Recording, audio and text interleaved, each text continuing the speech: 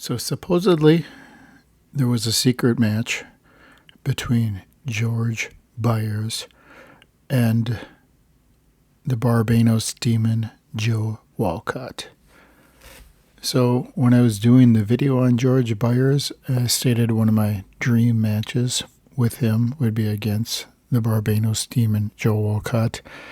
And they're in the same time frame, born 1 year apart from each other. And why exactly that fight did not happen in the professional ranks, I guess we're going to try and explore. Only recently I discovered that apparently a fight that actually did happen between them, and these are the notes from online. Some of his fights were exhibitions. Many were all-out wars. Even a few were on the quiet, including a bout in May 1899 against future welterweight champion Joe Walcott. A private affair held at George Godfrey's gym in front of a select few spectators and waged on heavily between George Byers and Joe Walcott. Byers forced the future champion to surrender after 4 bloody and brutal rounds, though he refused to talk about it in years to come. Now, that's the full quote. I searched extensively trying to find some information on this bout, and in the archive newspapers there's no mention of it, as because it was a private affair, and so there would be no public announcement of it, and they stated right in the quote that Byers refused to talk about it in years to come, so there's no comments from him on it. So the bout looks as if it took place, because the other notes that are on this article are accurate. So I would say that this would probably be accurate also. Just because the newspaper has no mention of it does not mean it did not happen. And I found quite a bit linking the two fighters together and some serious bad blood between them. And we're going to go through the notes here of George Byers and the Barbados demon Joe Walcott and the bad blood feud that was existing between the two fighters. So the fight happened along the timeline. We're going to go here. May 1899 was the fight.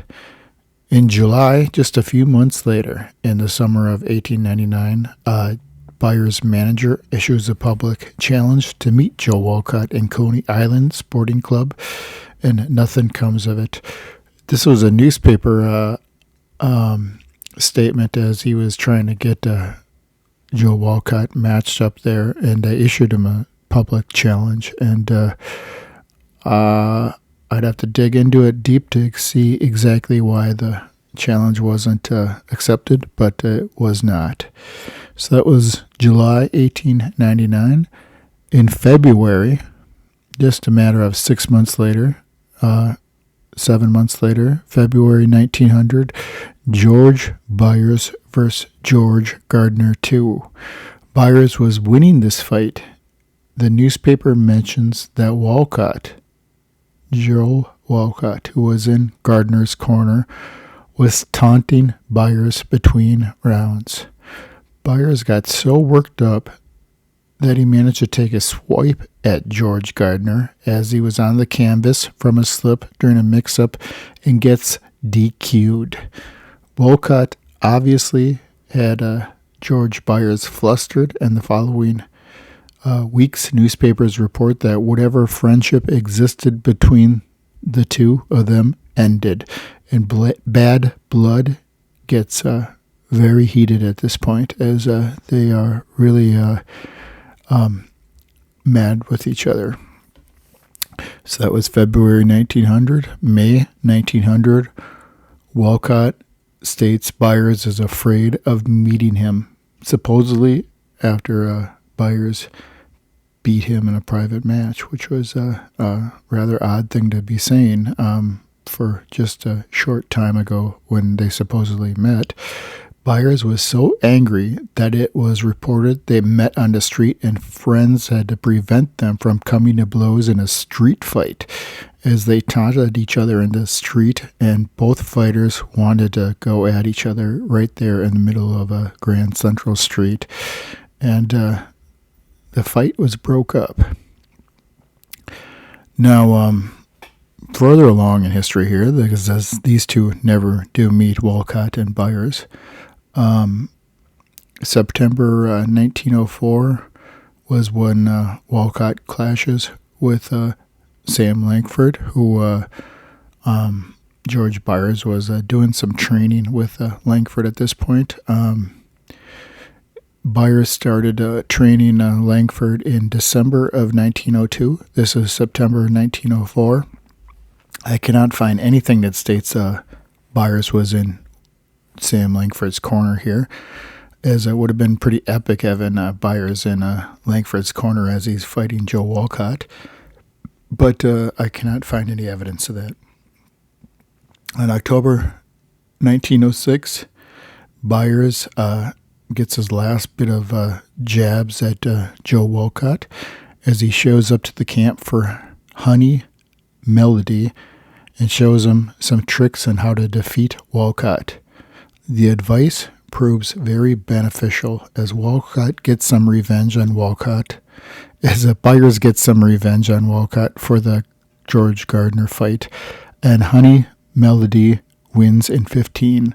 And Joe Walcott is enraged by George Byers' actions and the gall of George Byers to show up and attempt to try and coach the fighter that's going against him, as there appears to be very bad blood between the two. So we know that Byers called out Walcott, and that the manager was calling him out. I don't know why they never fought again for a second time, I guess, after the first private bout, but they never did.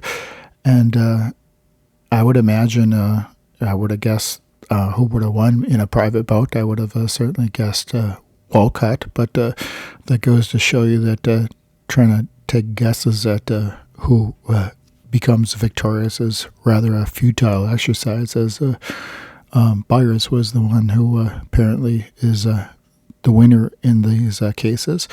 And now I want to take a moment here. I'm going to read another part of the article here that I'll link, and this article is going to show you something that I want to read here. Just give me a sec.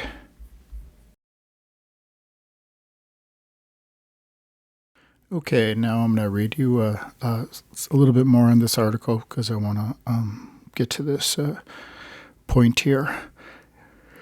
George Byers, his greatest pupil was Nova Scotland's Sam Langford, considered by many to be one of the greatest of all time. According to Langford, they met when Byers saved Sam from an angry mob one day.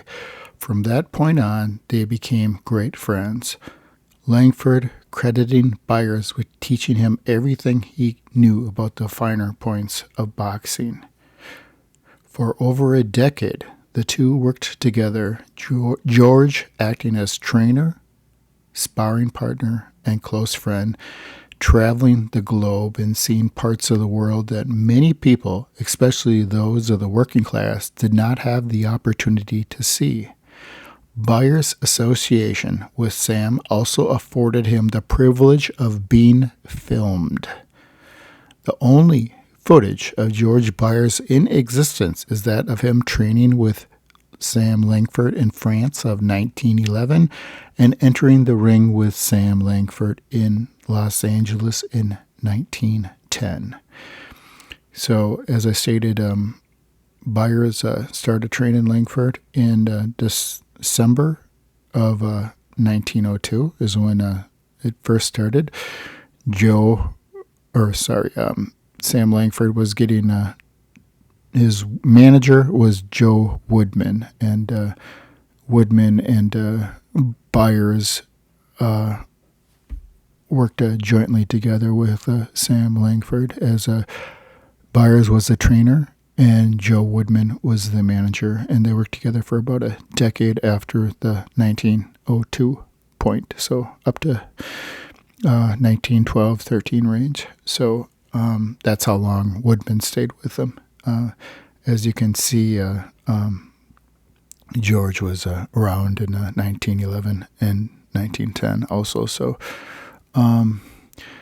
we're going to take this moment here, and I am going to show you, because I've searched YouTube, and there is no actual footage being credited for George Byers, but that footage does exist, just as this article states, and I am going to show you what George Byers looks like at this very moment, as we see the only surviving film of the great boxer George Byers, and his beautiful smile as he enters the ring with the great Sam Langford. And we are going to do that now, so enjoy, boxing fans.